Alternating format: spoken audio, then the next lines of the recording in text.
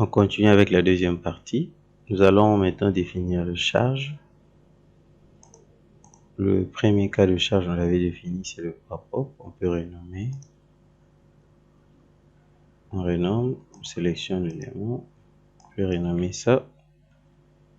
Poids propre, modifier. Le deuxième cas de charge d'exploitation, c'est le poids des câbles et des isolateurs.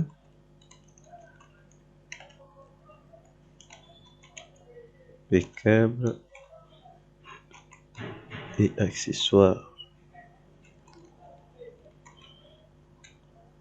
Les accessoires tels que les isolateurs.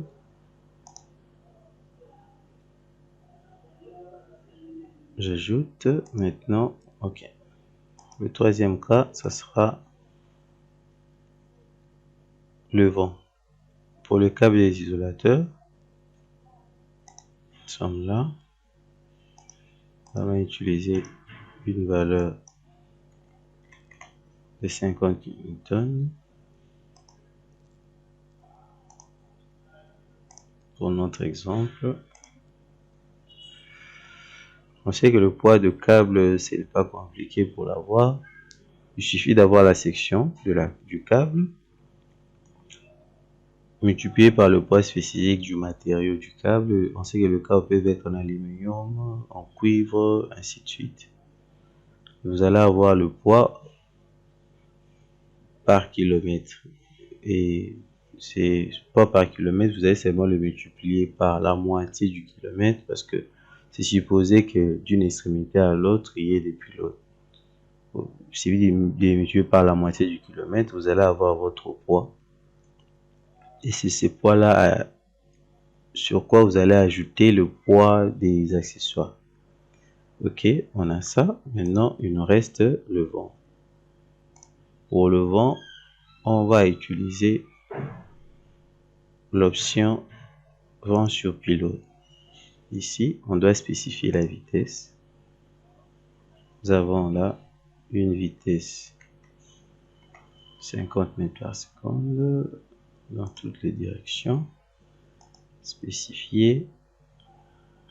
Pour le tronçon, on va les définir. Notre premier tronçon, on va le nommer T1.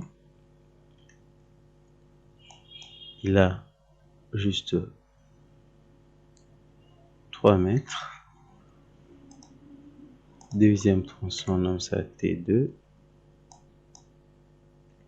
6. Troisième tronçon, T3. C'est 9.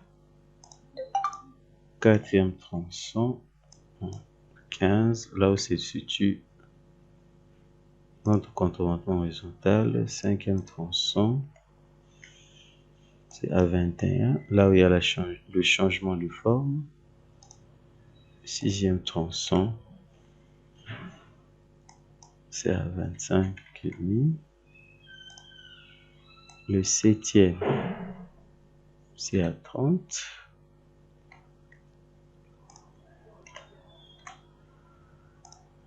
Et le dernier tronçon, 8, c'est 33, jusqu'à 33. On a ça. Bon, pour les équipements, on n'en a pas parce que l'antenne qu'on calcule n'est pas une antenne qui supporte c'est pas une antenne de télécommunication. C'est pour juste la transmission du courant électrique, le transport. Clique sur générer.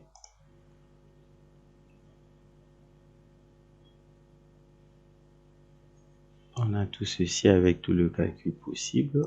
On peut voir ça. Vent perpendiculaire aux parois 1. On active ceci. On voit. Bel et bien le vent qui agisse là-bas. Vent perpendiculaire paroi 1 et 2. Il mélange de deux directions. 2. 2, 3, 3, ainsi de suite. Après ça, nous allons charger. On fait le chargement manuel. J'ai dit ici élu 1. On va définir plusieurs cas de charge. Élu 1, il prend la première avec celui-là. Nouvelle, toujours élu 2.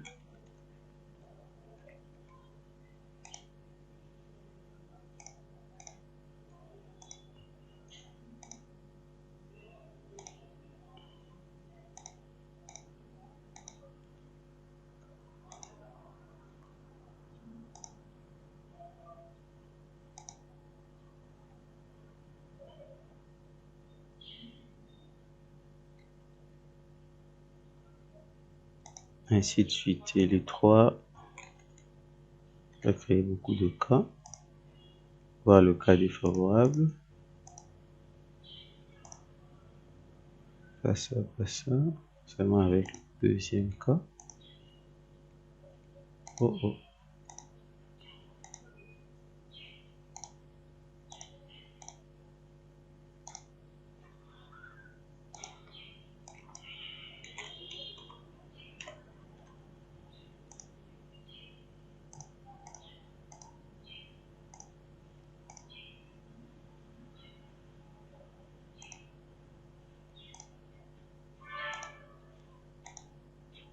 Ainsi de suite. Nous avons nos cas définis. On a défini autant les combinaisons. Le dernier, c'est les ls. On va changer le nom là. Je prends celui-là. ls. Je vais renommer, modifier.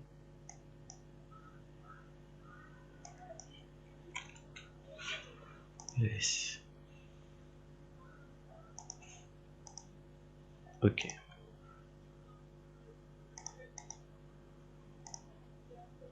Comme c'est fait,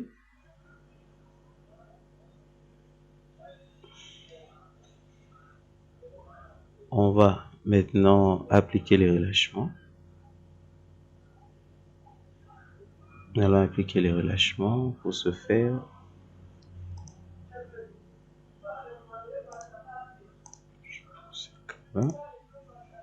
pour appliquer les relâchements, je sélectionne cet élément ici.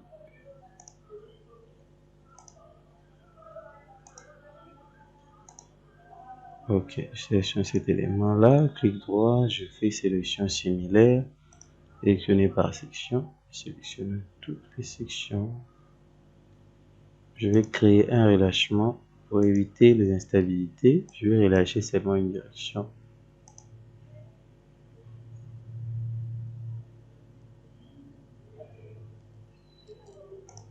Relâcher la direction d'Y. Y.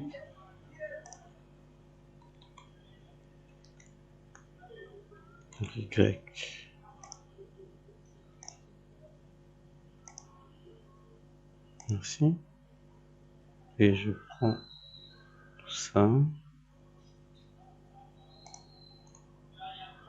Là aussi, j'ai fait sélection similaire par section. Merci. Et de l'autre côté, je vais enlever. Je fais CTRL. J'enlève les membrures pour ne pas créer des instabilités.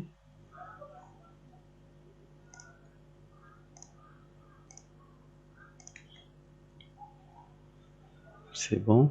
Même exercice. Relâchement. On lance les calculs. Pas d'erreur. Quand même, on a relâché. On a respecté la norme. De toutes les façons, les rotules en question ne sont pas des rotules sphériques. Ça va se faire. La rotation se fera bien sûr suivant un angle, suivant une direction. Ce n'est pas des rotules sphériques. Ok. Ce fait. Maintenant, on peut lancer le calcul. On avait déjà lancé. Il ne reste qu'à exploiter les résultats. Nous sommes là. Dimensionnement, réaction, effort normal. Nous avons les efforts normaux.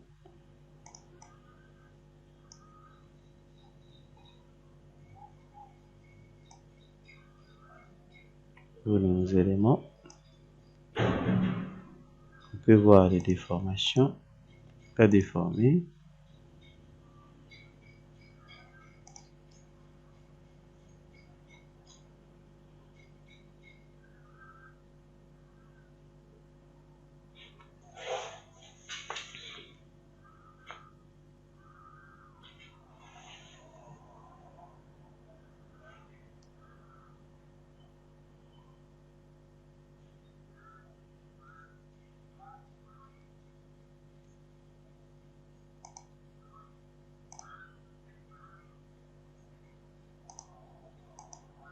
Ok.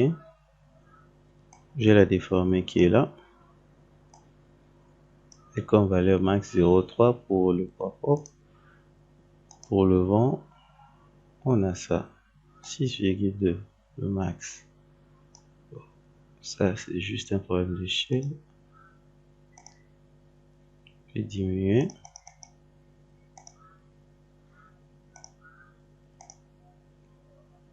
6,2.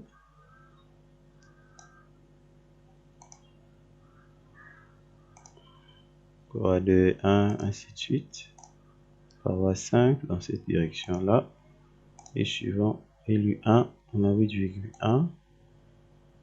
Et il faudrait s'assurer que cela ne va pas causer des dommages à notre structure.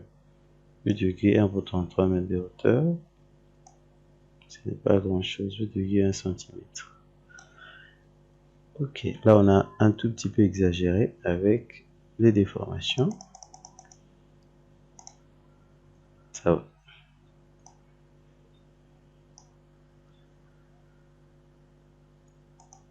On passe maintenant au dimensionnement.